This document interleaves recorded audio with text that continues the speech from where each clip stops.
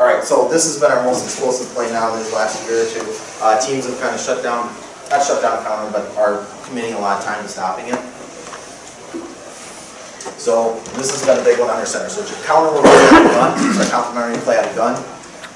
ISO's our complementary play out of under center when we run jet.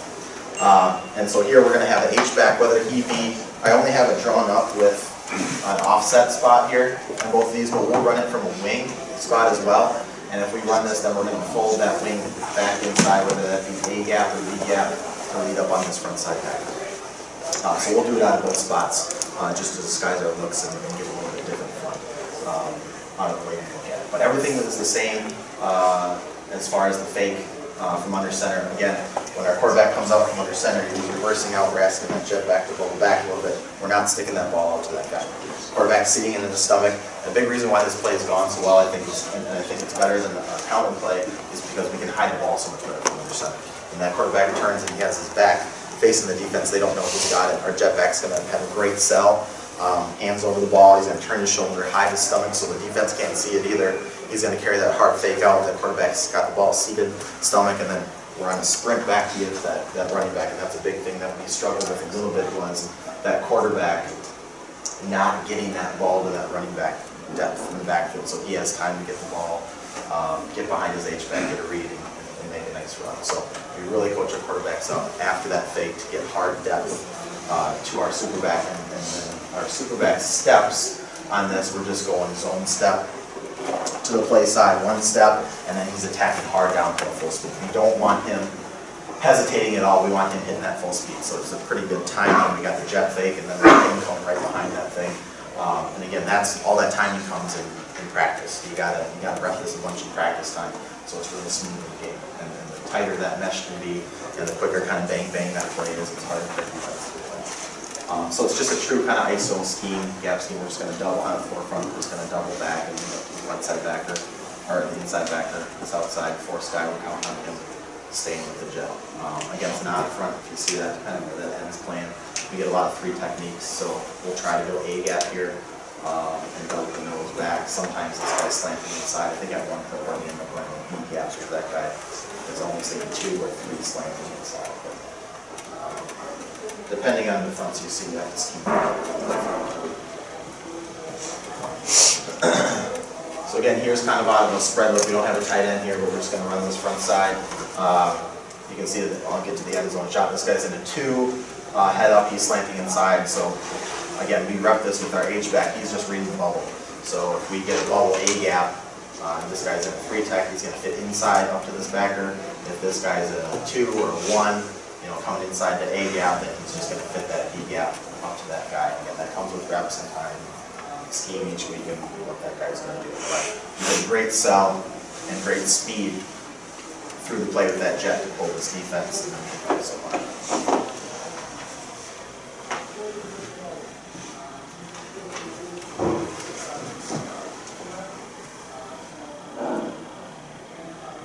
See here, they start in just a 2. And he's slanting inside A gap, so he's just going to adjust B gap up here to 15. All right, so but from a defensive perspective, that ball's really hitting until all of a sudden that superback's got it. So that's why everything is. But we just get huge holes because defenses are committing so hard to that jet. Here we got the head up nose again, so we're going to double here. This guy ends up, we just wash everything down. The end's playing so wide, he's out of the picture here, our tackle's there, and our H just adjusts to this and holds. Let's see what we get with everybody running out here with the jet, and we got this giant window to run through.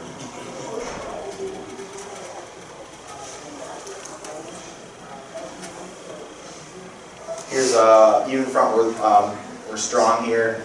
We got a 3 tech 5, so you can see the bubble's already there. Our H is just going to lead through here on this white backer. This outside backer safety coming hard to jet. We're going to lead up through here on Mike and just follow it. This one ends up popping for a mid-run.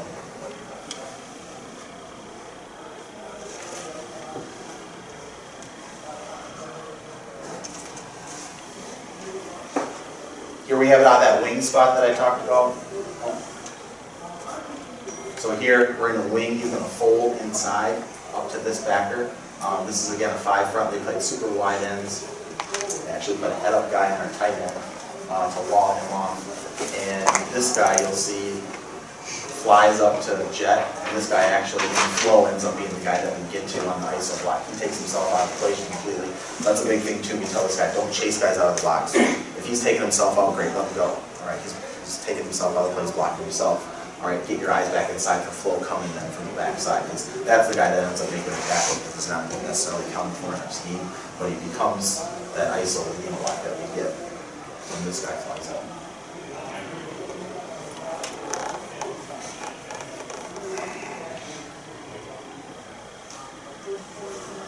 So we'll end up, we'll go right here, we'll fold right here to A gap, we'll block out, we'll base, fold here, this guy's gone, he comes, so 24 ends up getting to that guy across the formation.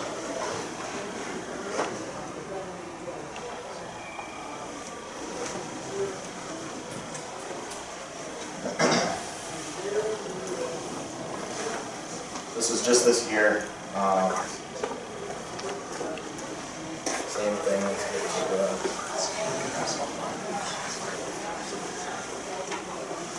so again, even from here, we got stand-up ends. These guys are again taking themselves out to see how hard they commit to the jet because it's a great self-pay. We ended up shooting our back up a little bit because we were getting too late to the hole here, so that's an adjustment too. Depending on how fast your kid is, you may have to scoop them up a little bit. We typically play our guys at 6. But that's something you have to mess with a little bit for timing. You don't want him getting there too early, obviously getting away with that jet mesh, but too long, the defense is going to realize he doesn't have the ball on time. He don't have that bang time that makes this play so good.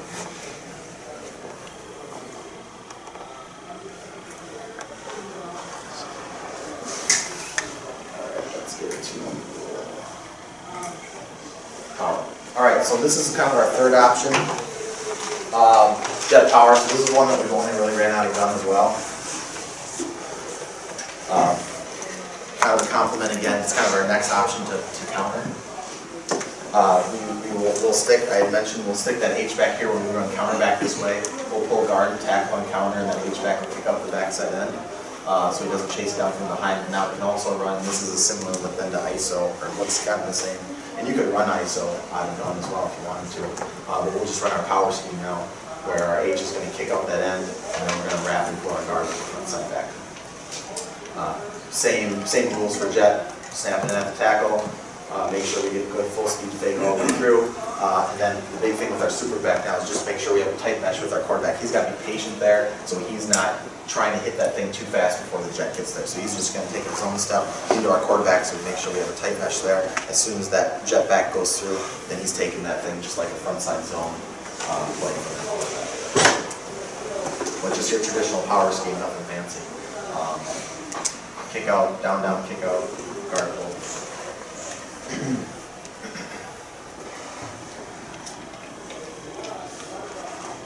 So we got again on front here, kind of a bare front. 2 stand-up ends. We got a head-up nose here. Really like running this against this front because we have great angles here. We can double.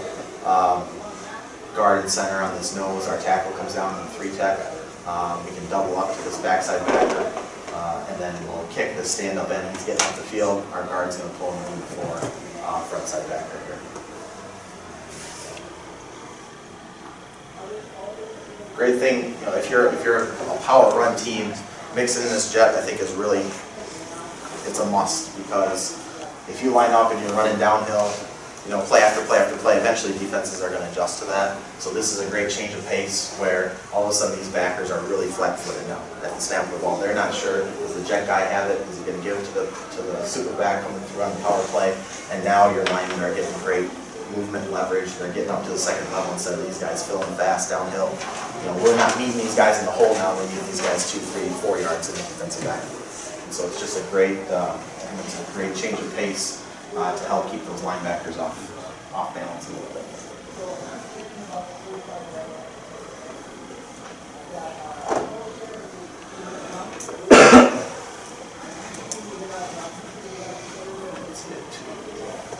one defense that is tough to run against. I don't know how many 3-3 stacks you guys see. We see one team a year.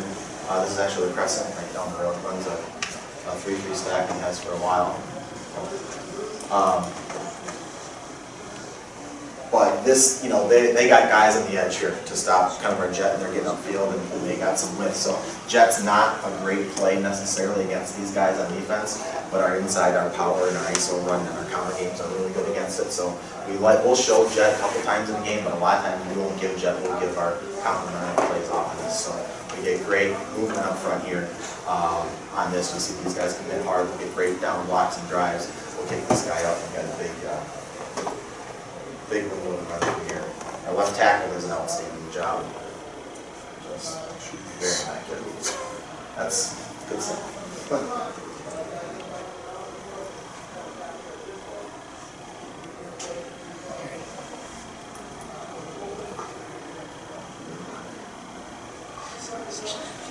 Okay.